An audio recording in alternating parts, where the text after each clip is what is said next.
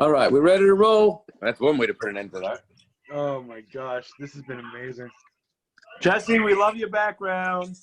Thank you. It's very true. Not really. I never saw. I don't know. I found toilet paper in Family Dollar today. It's single ply. Kaplan, No. it's single ply. Aaron, you're gonna regret that later. That's 100 grit. It's 100 grit. Aaron, it's like you're using your Bragging about hands. it on Shabbos. Is all the political commentary done with? Yeah. Parents, right. start the recording again. Bidets. Everyone needs bidets. Yeah, I'm sure in South Bend they got bidets. Yep. I want to get one. They all come from the mayor. So I was gonna say, By the way, They have a Simon, goat. They have a goat that does the job. Simon thinks that the bidet where he is from is doing a handstand in the shower. Let's count down to 10. Marchuk's gonna look at that watch. Barris, you're assuming they have showers in South Bend. What do you say? We have big bathtubs. What? The water trough that the water trough the cows drink out of. Marchuk, the oil I'm needs a little, relaxed. you know. I'm relaxed. As long as you guys want to follow me, I got other things to do. I'm doing at the same time. Everybody needs a little levity. Yeah, pretty much. That's right. It Okay. happens to be though today. One of my dogs is momish like having a meltdown. I don't know what's going on. One of your dogs? How many dogs do you have? 2. Did you get a check for coronavirus? These things eat poop. I'm not so concerned about them in coronavirus. that's how they get it, though. No, it's Okay. bats. You get it from bats. Somebody's got. All Simon, right. of course, you got 2 dogs. China's doing much better. All right, Daf Yomi Shabbos. Yeah, rainwater. We discussed rainwater. Rainwater. Becoming kosher to make something tamei. This is Daf Yomi Shabbos. Marriage, you got to mute everybody. Machlokes of melacha she'en tzricha legufa. Right, we said Rabbi Yehuda and the Rabbanon. Then wearing tefillin on Erev Shabbos, that you're allowed to wear tefillin on Erev Shabbos. Then we said one must check the pockets before Shabbos. Reason for not delousing clothing on Shabbos, choosing different clothing on Shabbos with candlelight, killing lice on Shabbos, doing business-related things on Shabbos for a mitzvah, like shidduchim, stuff like that. And then Bikur Cholim on Shabbos. Amud Beis is the continuation of how you do Bikur Cholim on Shabbos. And then we said not to daven in Aramaic. Akiva, what I was thinking about is Yukum Porkum, which is a shaila that people are starting to ask. Do they say Yukum Porkum this Shabbos when they're davening? That's what I was. You there, Akiva? I'm here. I'm listening. I'm assuming this Shabbos is a little bigger issues we have, with parts of and all that. But I'm not so worried about Yukum Perkin right now. I'm just telling you that the reason not to say it is because it's in Aramaic. But I thought we say the first one and not the second one. Machlokes whether you say the first one or not. Mishabura says you don't. Mm-hmm. We don't say any of it. Yeah. Have the Rabbanim discussed how people are going to make up all these things that they should be making up? What, the Parshias? All these Parshias. It's not. It's a big machlokes whether you only make up the next week's parsha, the previous week's parsha, and that's it. If you That's miss it. one, You don't. Parsha the Chaydish, you miss, and that's it. yeah, parsha is not so bad. Paro was the big one. Paro, right? And That was the second biggest one. Yeah. Okay. All right. My shul still didn't do zachar. Oh yeah. That's right. We were They'll probably do supposed it to in have the zachar. summer. No, they won't do it in the summer. Yeah, but Zachar you have until the end of the year to make up. Yeah, I'm saying you do it in the summer. All right. No, Whatever. Is by the chayla, and not reading by candlelight, no matter how high the lamp is, etc. Fine. So that leaves us at the bottom of Yud Beis Amud Beis. So we said be'emes amru chazan, right? So we said the truth is, you got it. Second line up from the bottom Yud Beis Amud Beis. The truth is that the chazan is allowed to see where the kids are up to. Oh, so Gemara asks, "V'amrit Reisha Roya," he's allowed to see, right? My love likros does Roya not mean that he's allowed to see it and he's allowed to read it? So we say Loy l'sada Rashi Parsha Yosef. No, it means he's not allowed to read it. It just means he's allowed to check. He's basically Rashi says he's trying to look it over a little bit so that he gets it down a little, but he can't study it. V'chein amar Rabba bar Shmuel, al Masader Rosh Yosef, and he could be Masader. He could put it in order so he knows exactly what's going to be going on the next day. V'kula parshaloi, and the whole parsha not Meisvel as a kasher. Rishon Galil Omer Tinoik Shabes Rabban. Are you Masader Parsha Yosef? Current law on there. The Tinoik Shabbos Rabban were Masader their parshias, and they would read. So clearly, we just got finished saying that Kairin, right, to read is that basically is they can put the parshias in order. Here we're saying very clear. The Bais is saying, Rishon Galil is saying, Masader Parsha Yosef and Kairin la Raner. So it's two different things. So they are allowed to read to the Raner. So Iba is saying Rosh Parsha Yosef. There are those that say no, it just means Rosh Parsha Yosef and that's it. They're allowed to read the beginnings of the Pashas. Kids would be allowed to read because they have the fear of their Rebbe on top of them, and they know that if they're going to touch that candle, they're going to get punished from their Rebbe. So therefore, they would be allowed to. The teenagers would be allowed to read it. Nowadays, right? That's true. Well, it doesn't mean they have to be hit. They could just get punished.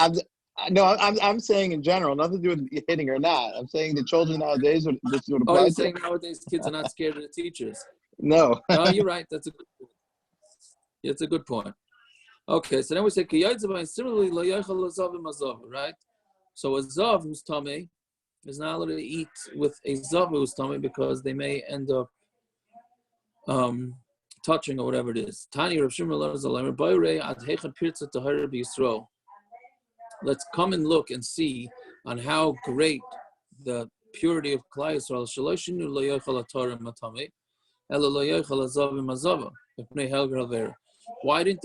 Why he's not asking, he's bringing a proof that why didn't the Mishna just say that somebody tamei shouldn't sit at the table with somebody who's tar, right? And because they may end up making the food tamei, right? So the reason is because must be that everybody ate their food but tahara with purity, and since they ate the food with purity, so there was never going to be a situation with somebody tamei eating with somebody tar. So therefore, the Mishna has to jump to a case of zav and zavah, right? So he's just saying, look how great klal Yisroel is that they're always making sure to eat their food with tahara, and they would never sit with somebody who is tamei, right? So therefore, we have to go to the case of zav and zavah. What do we get up to? Similarly,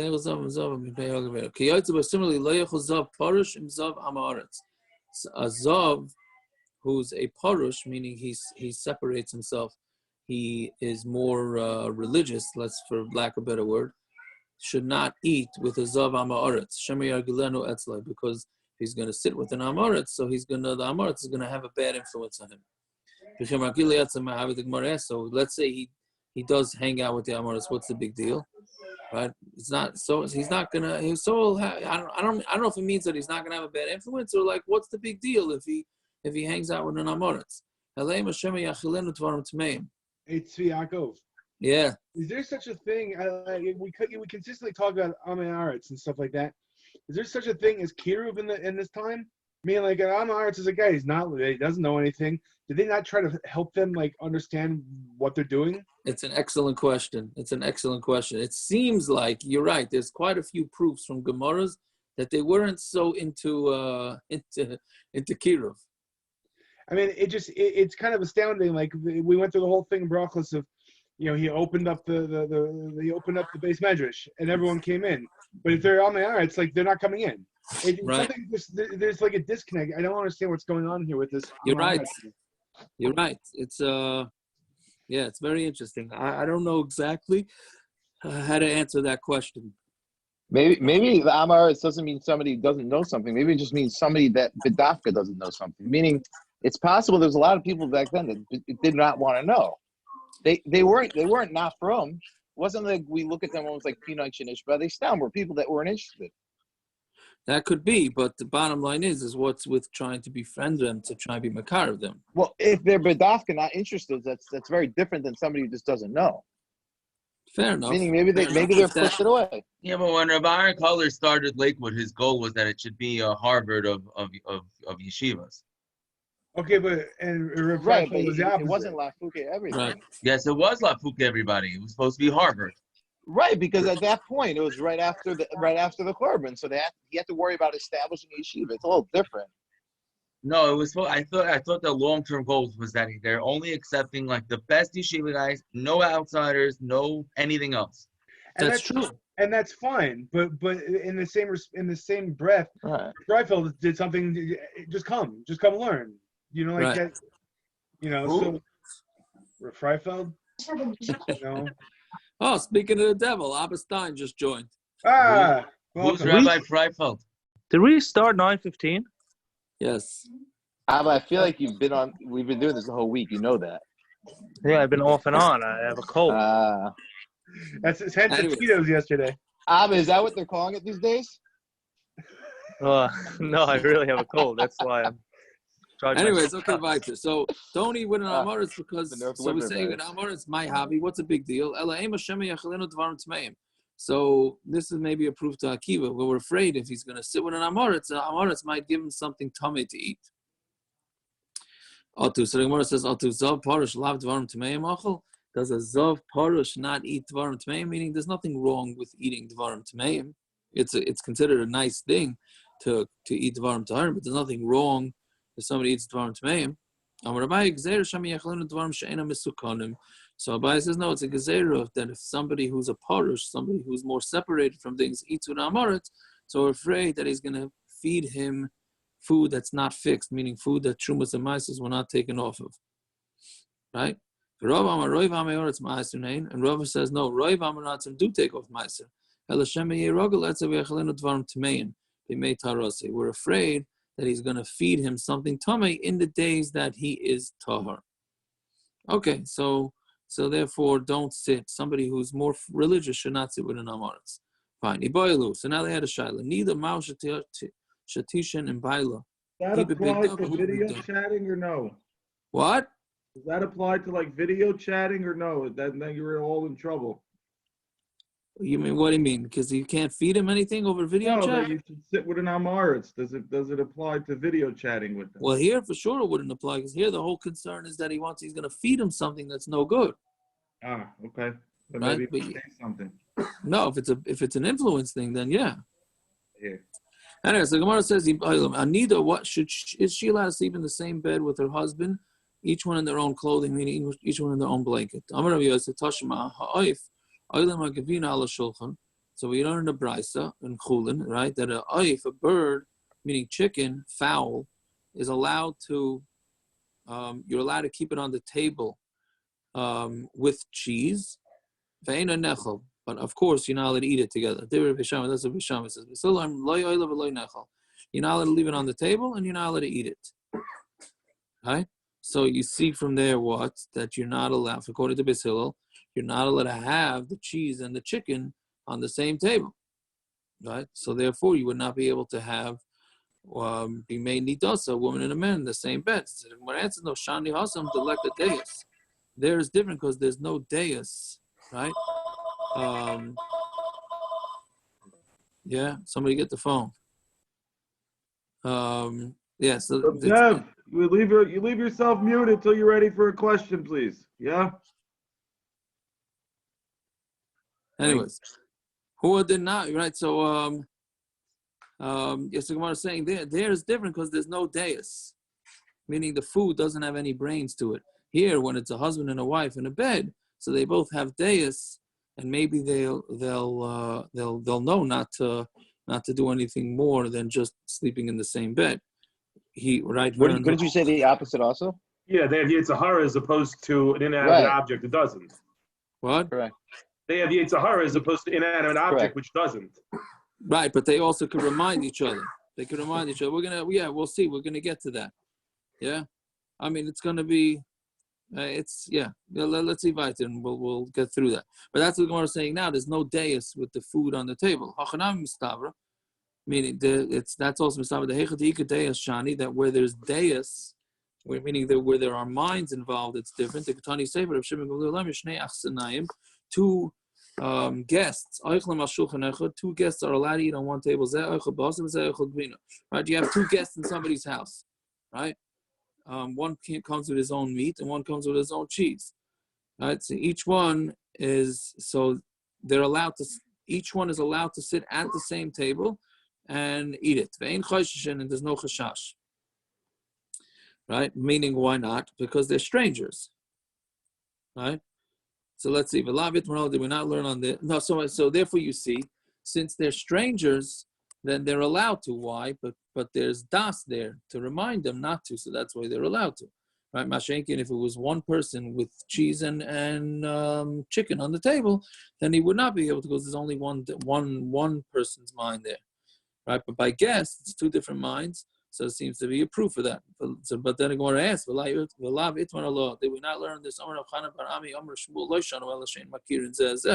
That's only if they don't recognize each other, meaning the two guests don't know each other. But if they do recognize each other, then they're asur. Why? Because they're not it's gonna be very hamish between them. And here too, by the husband and wife, they recognize each other. So it must be that it's going to be asur. No, this is what you have to say. Hasam deis ika shinui leka. Over there are deis, right? But there's no shinui. There's nothing different about it. Meaning, you can't bring a raya from eating chicken, for having chicken and cheese on the table at the same time. Is because the reason why it's not allowed is because you do have deis, meaning by the guests, but there's no shinui. There's nothing different about it. But here, there is a deis and there is a shinui. Why? Because now each one is in their own blanket as opposed to sharing a blanket. Right? So therefore, you have two different deis and something different, and that should be enough that you would be able to do that because there's enough things. There's enough things that are different. So therefore, basically, we have no proof right now from that you're not allowed to put chicken and cheese on the table at the same time. Right? There are those that say it's the other way around. Two guests eat on one table. This one eats basar, this one eats gvina. We learned that that's only when they don't recognize each other. Where they do recognize each other, then it's asur. And here too, they do, meaning the husband and wife recognize each other, and the Gemara says, and therefore the Gemara says maybe they should not be able to sleep in the same bed. So our answer is no. Hasam deis ika shinui leka. Over there by cheese and milk, there's deis, but there's no shinui. Hacha ika deis v'ika shinui. But here by husband and wife, there are two different minds that will remind each other, and there's also a difference. They're doing something different, so therefore it should still be mutter. So the bottom line is, we don't have any proof yet from this. Tashma loyechel zavah mazava mishum hergal avera. A zav is not allowed to eat with a zavah because of hergal avera. Hachanami deis ika shinui leka. Here too, maybe there's deis, but there's no shinui, right? Because they are just regularly not eating with each other, right? So we have no proof from that. So Tashma elaharim. Loy achal ve'enav loy nasa el glule Bais Yisroel v'seishes reo loy tumah ve'el isha nidda loy yikrav. So this is a pasuk in Yecheskel. This is very interesting. I found this to be interesting. There's a pasuk in Yecheskel, and it's discussing, right, somebody who's chashav. So it says el haharim loy achal. He doesn't need the mountains to eat, which means Rashi says, which means that he has his own schusim. That he gets parnasa. He doesn't have to rely on schusavos, right? And he doesn't lift his eyes to avodah zarah, and he doesn't sleep with his friend's wife, and he doesn't touch his wife who's a nidda, right? That is the description of somebody who's chashuv. That's pretty good. Well, imagine. What's the first few things? What? What was the first few things? What? The first two things is one that he has his own schusim, so he doesn't need to rely on the schus of his fathers. and then the second one is that he doesn't look at Avodah Zarah, and then the other one is not mezana, and then the other one he doesn't touch it either. Imagine you get up by a speech by somebody simcha, say this man is a great man. He's not mezana, and he keeps hilchas nidda, right? I mean, that's the description of a great man. I think we're doing pretty good then. I think, right? Okay, whatever. That was ha'ara. But anyways, so that's what a good man does. What I'm saying, wasn't the gezeiros back then for a Bais Shamai and for gezeiros much stronger? So maybe that taka was a chashuv thing back then. And a chonami. You mean you're saying that they killed it, but they didn't. Well, they lessened it. They lessened it before the Amud connected. It much stronger. They killed it for Avodah Zarah. They didn't kill it for his nose. They lessened it. Anshe Knesset killed it first. Well, they took they it brought and it took back. it back. Then they took so it before back. that, it was much starker. It obviously was much starker. It could be, yeah. Anyway, so makish isha nidda leishas reo. So there's a hekish to your wife who's a nidda, and to your friend's wife. Ma ishas reo who bebigda aser.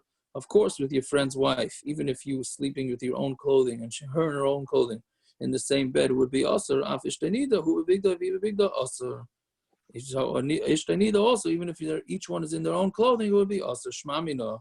So we hear from this that they're not allowed to sleep in the same bed. And they disagree with Rapidas.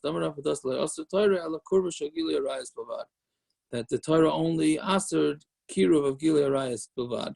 Shenemer ish al kol sher b'sari lesikru legali serva. That a person to any relatives, anything, he shouldn't come close to touching, right? Meaning it's only kirva of Gilei Arayis that's an issue, but any other kirva like to Ishtay Nidda would be okay. That would be Rapadas's din. So this obviously disagrees with him because we're saying here, this Gemara is saying that a husband and wife are not even allowed to sleep in the same bed even if they're not touching, right? Okay, so that's a machlokes. Ula ki have also be Rav. Ula when he came up from yeshiva, have a menashiklu la'achvase, abe chadayu. He used to kiss his sister on her chest. And some say he kissed her on her hand. So this is a famous Gemara. And actually, right before Shir, somebody asked if a married sister is allowed to high five her married brother. And I said it's better not to. Right? Ula obviously did not keep this. And he it's a stira in Ula. Because Ula himself said that you shouldn't have any sort of closeness with any arayas, because we tell the nazir go around the vineyard, but don't go into the vineyard, because if you go into the vineyard, you might be nichshel. It's the same thing. Just go around your anybody of the arayas, including the sister, but don't actually touch. So that seems to be a stira in Ula in his hanhaga. I mean, it goes without saying, right? Like you can give your sister a hug, like when you're not married and things like that. So why does it change when you're married and she? No, it doesn't really change. No, the halacha is that really the Shulchan Aruch paskens with a sister that you should lechatchila. It says it's mutter. How does the lashon Shulchan Aruch go? It's you're allowed to kiss her, but you're allowed to touch your sister, but it's disgusting. That's the lashon Shulchan Aruch. So if you want to take the Shulchan Aruch at face value, you shouldn't want to be disgusting, so you shouldn't do it. But Lamaisa, you can't say that it's usher. Yeah. Now Tosfos on the bottom, Pliga Didei. So Tosfos says, he knew that by kissing his sister, he's not going to come to any bad thoughts. He was a tzaddik gomer. Kedarina beperek beis the ksubis the Rav Ada Barava Markivla Kasper, right? The famous Gemara in ksubis that Rav Ada Barava would put the kala on his shoulders and we're not going to dance. And the Rabbanan said, "Amalei Rabbanan anal ma'u lemevel hachi." Can we do the same thing? Amalei itami lechon kikashura lechaya. Then if you look at this woman like she's a piece of wood, then it would be mutter, right? V'iloi loi.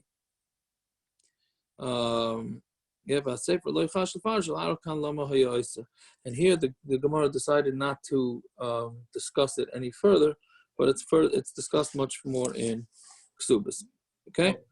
So what was the time on Shlomo Melech for marrying so many wives then?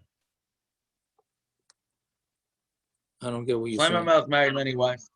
Correct. Saying if we're saying over here, As opposed to Avodah Zarah. This isn't in the Avodah Zarah. This is the Zarayas. right? Shlomo Melech married a lot of And they said, yeah, the all the Pirushim over there said the reason why is because they would take him to Avodah Zarah. I thought that was only for Bas Para.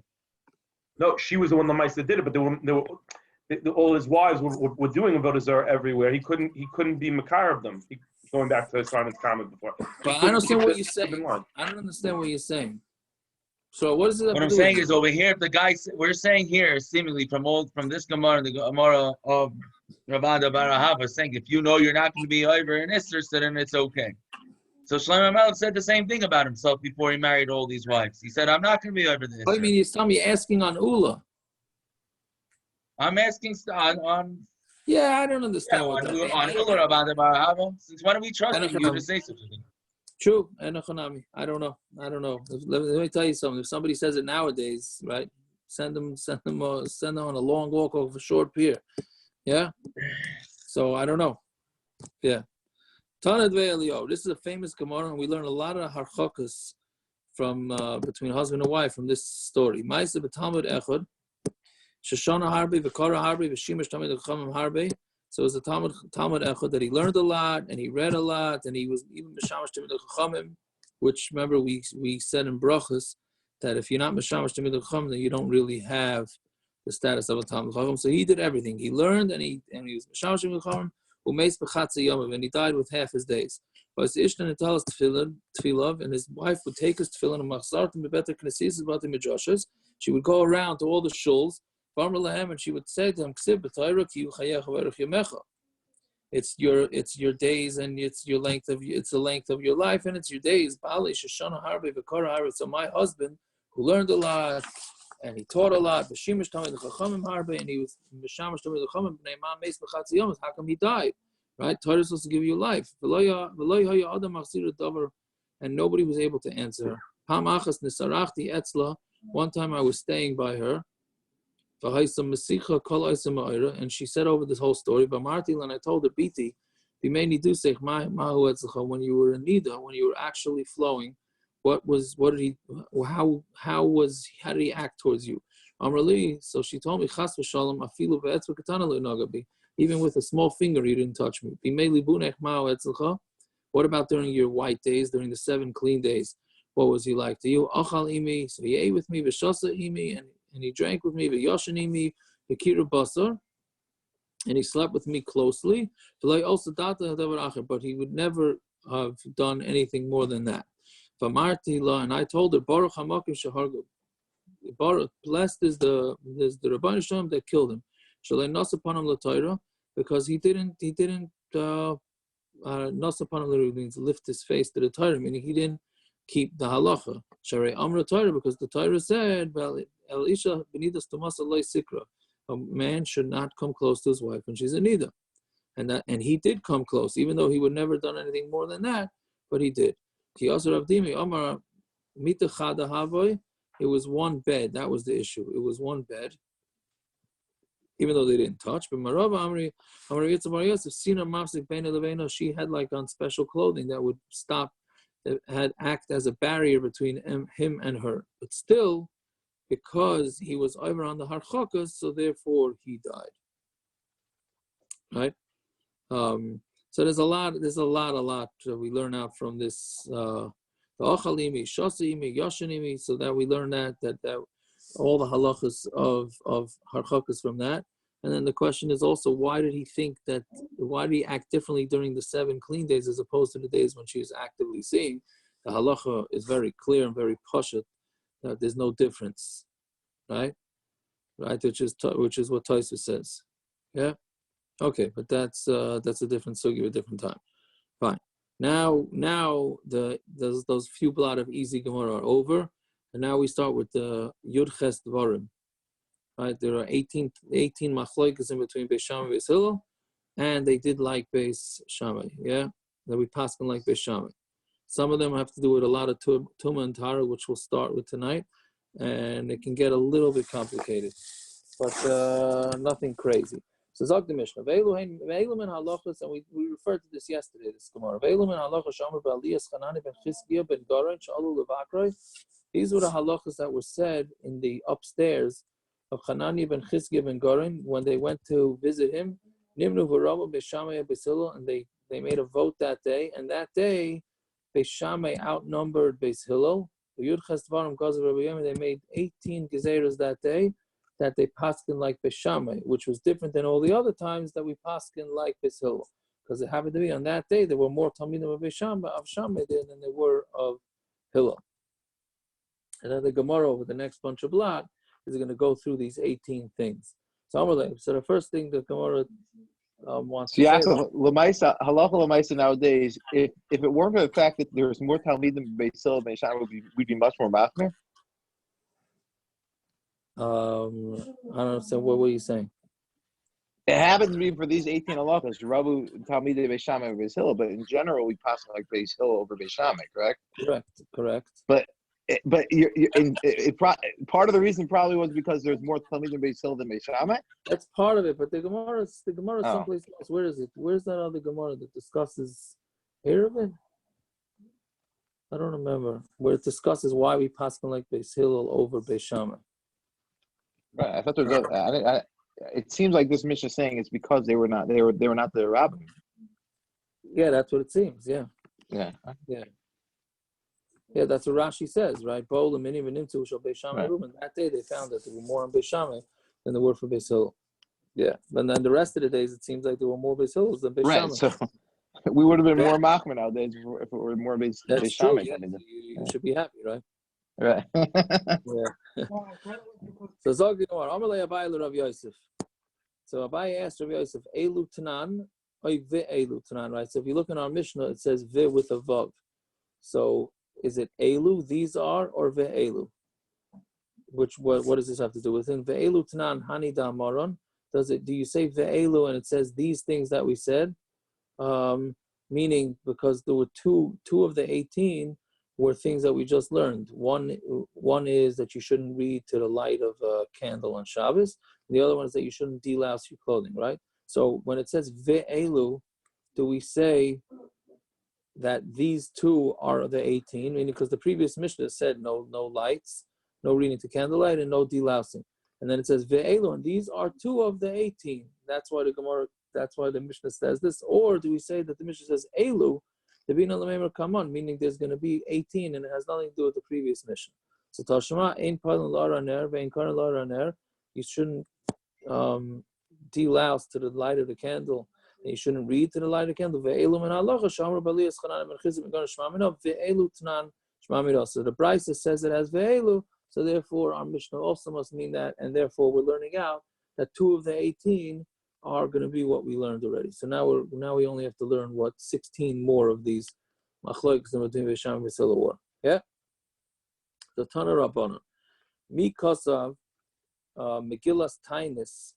Does it say who wrote Megilas Taanis? Now Megilas Taanis is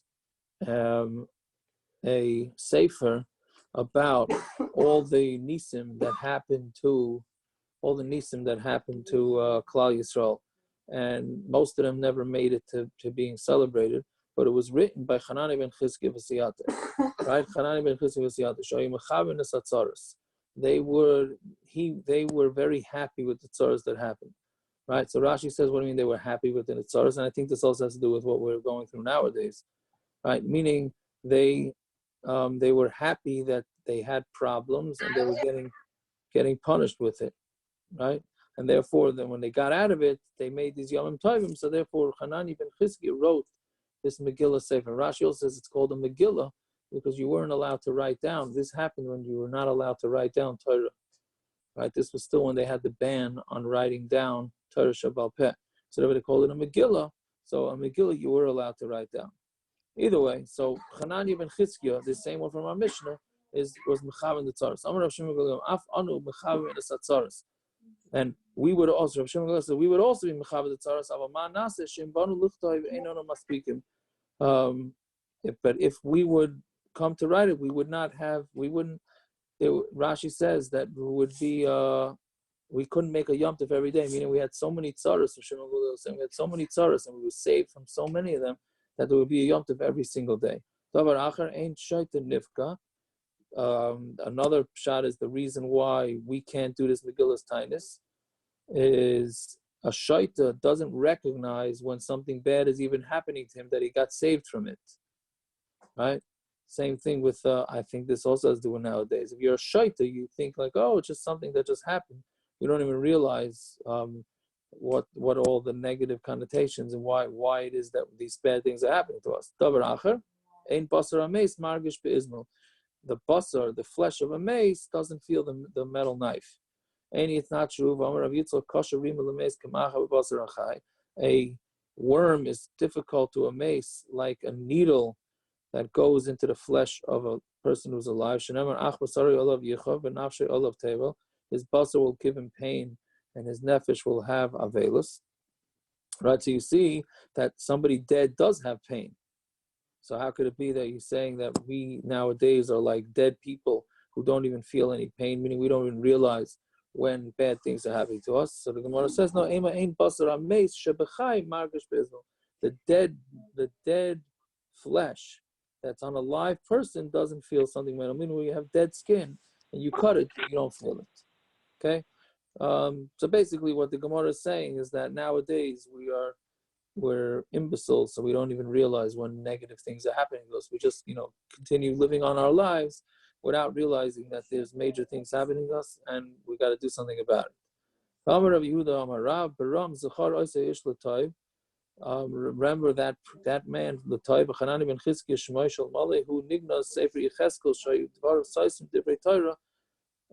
if not for him, they would have hidden Sefer Yecheskel, whose words are Soisa Divrei Torah. There's quite a few examples where it seems like the Psukim in Yecheskel say the opposite of what the Torah is. So if not for Hananiah ben Chizkiah, they would have just put Yecheskel away, and nobody would ever learn it, nobody ever look at it, because we wouldn't understand it. So what did he do? He took with himself 300 things of oil, and he sat in his upstairs and he darshaned out all the differences between what it says in Yecheskel and what it says in Chumash, and he ironed it all out. Okay, so that's the background to Hananiah ben Chizkiah.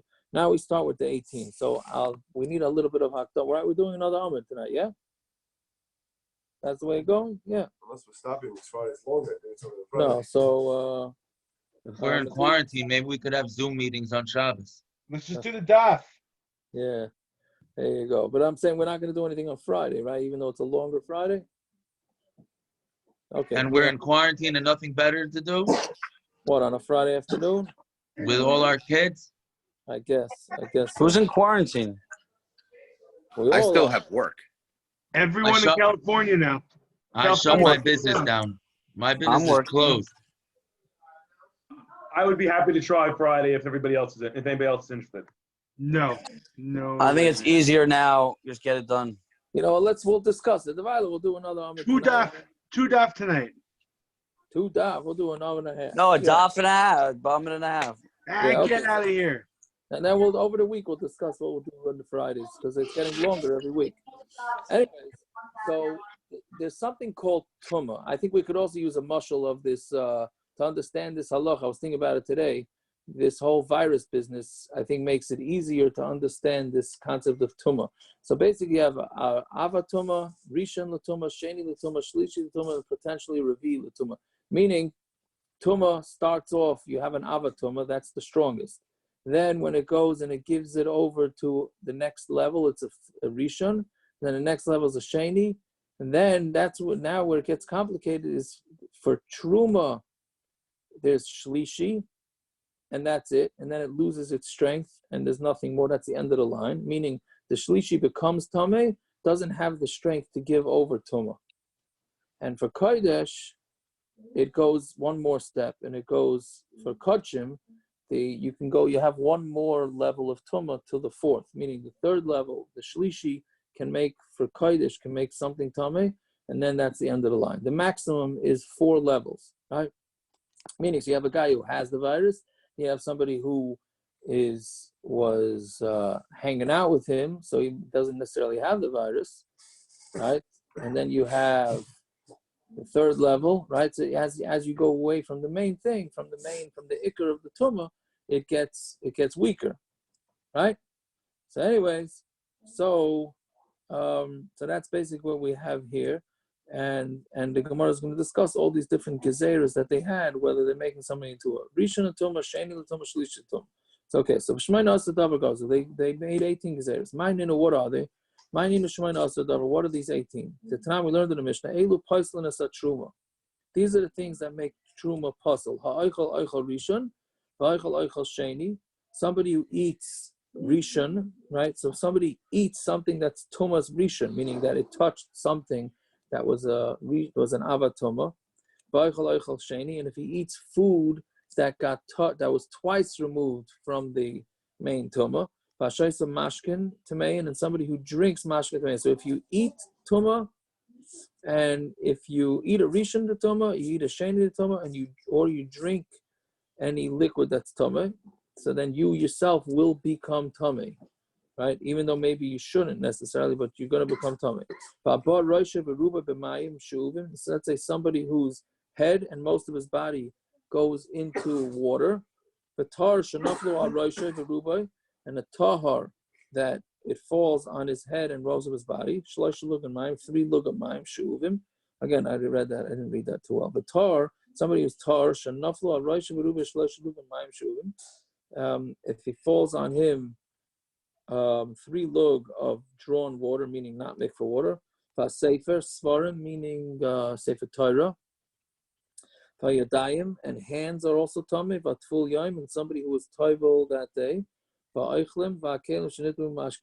And food and utensils that became tamei with liquids. So all those things become tamei. Now the Gemara is going to discuss it. Man Tana, who's the Tana that says ha'aychal aychal rishon va'aychal aychal sheni mifsal psali tumei lai metamu? Who is the Madamar that says that if you eat something that's a rishon to tumah and you eat something that's a sheni to tumah, it'll make you puzzle, right? But it's not going to make you tamei. Meaning, puzzle is that you're the third level. For truma, you're the third level. You become puzzle, meaning you become tamei, but you don't have the strength to be metame anything else. So who is that man? Amar Rabbi Shuhi, it's Rabbi Shuhi. The Tanam we have learned in the Mishna. Rabbi Lezer says aychal rishon. If somebody eats food that's a rishon to tumah, then he becomes a rishon. Aychal sheni. If somebody who eats a sheni l'tumah, a second level tumah, he himself becomes a sheni.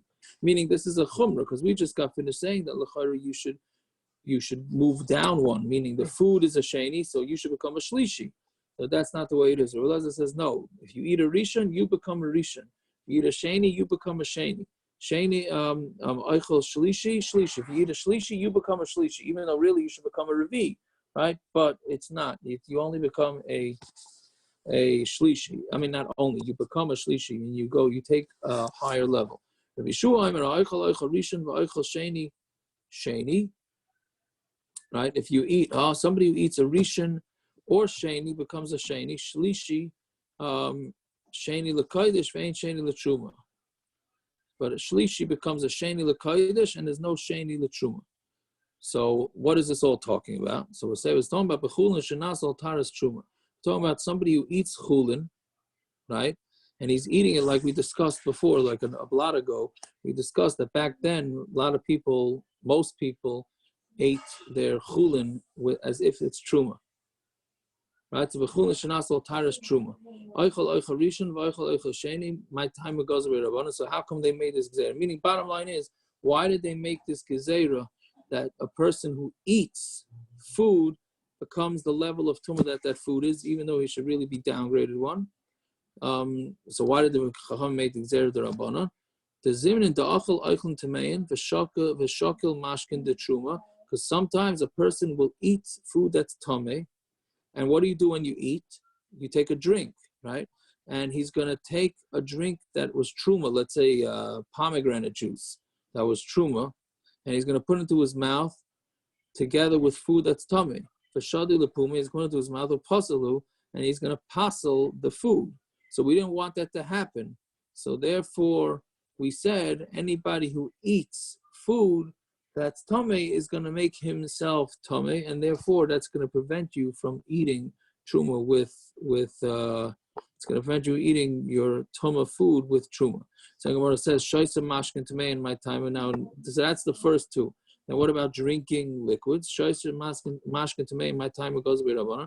How come the chacham made a gezeira if you drink mashkin, right, liquids, that you become tamei like that? The zimn and the shasa mashkin tamei and v'shakal oichel and the truma v'shadu the pumi pasalu. Because sometimes you're going to do the same thing. You're going to drink a drink, and then you're going to put food into your mouth, and then you're going to make everything puzzle, right? Hainu hach. The one says hainu hach. It's the same thing. Meaning both gezeiros are the same thing. The eating, we're afraid that you're going to put liquid into your mouth, and drinking, we're afraid you're going to put food into your mouth. So shouldn't that be one gezeira? Why are there three separate gezeiros? And one says ma'od the same. I would have thought that one is common, one is not common. Meaning, when you eat, it's common.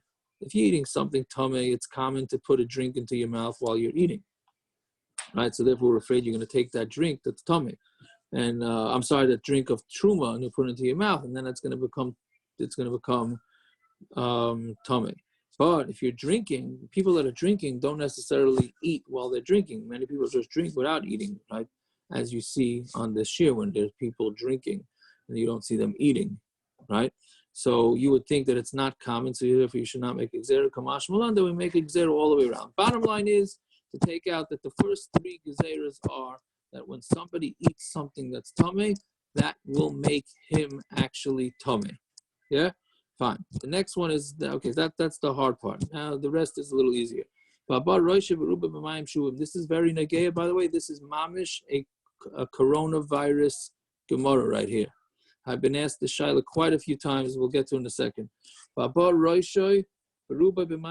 Somebody whose head and most of his body goes in drawn water, meaning not in mikva water. My time it goes with Rabbanan tumah. How come the chacham said that if you take a shower or you pour water on yourself that's not mikva water, it's going to make you tamei? How come the chacham said it makes you tamei?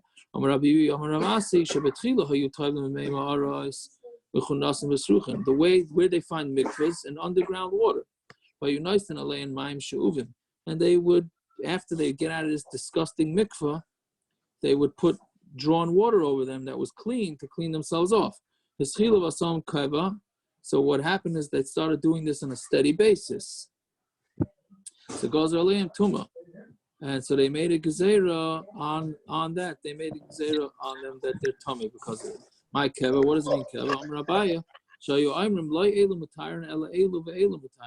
Because the people would say that it's not the mikvah water that's making them tar, it is the water that they poured on themselves afterwards, because the mikvah water was disgusting. Then they washed themselves off with the drawn water, so they're going to say that it's not the first water that makes us tamei, it's the tar, that's the second water that makes us tar. Who cares? Rava says, who cares? But the bottom line is they're going to go into the mikvah first. So what's the difference? What they think? No, because what they're going to say is it's not the first water that makes us tar, it's the second water to make us tar. So therefore people are going to then just take the shower part. They're not going to bother going into the cave, which we hold of this nowadays, and that's why when a woman comes out of the mikvah, she is not allowed to shower, because we're afraid that they're going to think that the shower is what's matar them, and that's a gezeira that we even keep nowadays. Now with the corona, what about this? What's this? I'm talking about what's going on right now. Right. So a lot of the women have been asking, can they shower right after the mikvah? So it's interesting. So in the mikvah itself, the mikvahs don't even want any woman doing any prep in the mikvahs, at least around here. So the mikvah itself doesn't want them hanging out there any longer. So there's no showering in the mikvah. So the eight says when they come home, if they first touch their husband, then they could take a shower, because they've already shown that they're tahara before. Right, so that's the eight. So we tell them touch the husband, then you can go jump into a shower. Ramosha Feinstein in the Tshuva says that a woman can't shower for 24 hours after the mikvah. I never heard of anybody holding that, but that's the Lashon Ramosha says in the Tshuva. Doesn't that psak kind of negate the entirety of the psak about coronavirus now? Don't touch someone. I mean, if they're coming out of a mikvah, right, and then they get the psak that you shower after, yeah, but you have to go home. But before you can go shower, which is supposed to clean you of whatever viruses theoretically if you have, but touch your husband first. What does that mean? Just touch doesn't mean you have to do anything more than just... I know that, but I'm saying, like, doesn't that negate everything we're trying to do right now? I don't know. I guess, but you hand sanitize first, then touch, then shower. I guess anyone who lives in the same house has the same diseases. I mean, I can't. I don't even. You're touching the same doorknobs. There's no way people are not getting. If you're living in the same household, not getting the same. Yeah, but if they're going to the mikvah, and theoretically, if it's the mikvah, they whatever your wife has, you have. There's no way you're going to stay away from, or whatever your children have, you have. There's no way people's mamish can keep their door handles. Yeah. Okay, whatever it is. Full of bacteria. This is a corona shiloh that's been asked a lot. Yeah. Tiago, what I don't understand is if they're going into the mikvah and then they're showering, isn't that logically they understand that the mikvah is the thing that's being matire them, because they're going through getting themselves dirty through going through this disgusting mikvah and then they're showering. No, but the chacham were afraid that eventually they're just going to eliminate the mikvah part. Meaning people who see them doing this, they're going to just assume they themselves eventually they say, what am I doing this for? I'm supposed to go to purify myself, then I'm washing myself over after. Let me just jump to the final stage and I don't have to do the first part. Right. Yeah, interesting. Yeah. So then what's the next gezeira? So that's the gezeira number 4, right? So then what's the next gezeira? V'tar shenafla roisha v'ruba shloisha lugan mayim shuvim. Right? If somebody who's tahara, let's say somebody is tahara and goes and takes a shower, right? They're going to become automatically tamei. My time it goes a bit abundant tumah, meaning having nothing to do with going to the mikvah. Let's say they haven't gone to mikvah they went to mikvah 5 days ago. Now they go take a shower, they become tamei. Why? Right? The Gemara says, my time it goes a bit abundant tumah. Because they want to answer something. So you don't have one, you don't have the other. Meaning, you have to, if you're going to tell people that the shower is making them tamei, then you have to answer all showers. You can't just answer one shower after the mikvah, not answer all showers, because then it's the whole thing won't work. So basically, you have to make a gezeira that anytime somebody showers, that's going to make them into a tamei. Fine. What's the next gezeira? The sefer, and Seforim make you tamei. My time it goes a bit abundant tumah. Why did the chacham say that if somebody touches sefer Torah, he becomes tamei? The tumah, it's a sefer Torah. The same place that they kept the sefer Torah, you would keep the tumah there because that's a safe place. Nobody goes in to the closet with the sefer Torah because of the kedusha. So they put the tumah in there too, so that nobody will end up by mistake eating tumah. So Amru, hi kodesh, and they said this one is kodesh and this one's kodesh. Keep it the chazan, but then what happened was that the truma. It was what do you call it? They were becoming a loss because the mice were starting to eat it. They would eat the truma, and then they were destroying the Sifrei Torah. So because of Rabbanan Tumah, Chachamim said that there's going to be tumah, right? So right now, Sefer. I'm sorry, we're not up to that yet. Fine. Vayatavayadayim, and the hands. So they made a gezeiros that hands are tamei. You're saying because hands are always working, hands are always touching parts of the body that are tamei, so therefore it's considered tamei. Yeah. Tana af yadayim b'bais machma sefer places as a truma. Even hands that touch the sefer Torah become puzzle for truma. Mashum de Rav because of what Rav Parnov said. Amar Rav Parnov, Amar Rav Yochanan, ha'oicha sefer Torah arum. Somebody holds onto a sefer Torah arum, meaning naked, meaning you hold on Sefer Torah without a talis, right? That's when you see people trying to fix the Sefer Torah. You hold it on with a talis, because if you hold it with your hand, nikvar arum, you're going to be buried naked. So Gemara says arum sagda, that means you're going to be buried naked because you held on to the Sefer Torah without a talis. Arum b'lay mitzvahs, you're going to be buried without mitzvahs. B'lay mitzvah sagda, just because you touch the Sefer Torah with your bare hand means you're losing all your mitzvahs. You're going to go to be buried naked without that mitzvah, meaning that without the mitzvah of whatever it is that you're doing, either hagba, galila, wrapping up the Torah, whatever it is that you're doing, you're going to lose out that mitzvah if you touch it with your bare hand. Right? So Rashi, so Tosfos says that this is, when it says Sefer, it's not only talking about a Sefer Torah, it's also talking about Nevi'im, which I think the Welt is not makbid on that. Nevi'im, like Megilas Esther or anything like that, the Welt is not makbid not to touch that with the bare hands. But Tosfos seems to say that it's even just, even Nevi'im and Ksuvim, right? I thought the Gemara in Megillah says that it's not Esther is not Matam the Yadayim. Well, that could be Esther because it's Esther something else. But I'm saying the Nevi'im Ksuvim, right? So then what does it mean? Beloyas the mitzvah. So Tosfos says if you're holding it to learn, then you're not going to get the mitzvah of learning, and if it's for Galila, you're not going to get the mitzvah of Galila. Okay, so then the Gemara says in the last line, "Hey, Gaza Bereisha." Which one were they geyser first? Meaning the hands or touching the Sefer Torah? If you say that they were geyser this one first, right?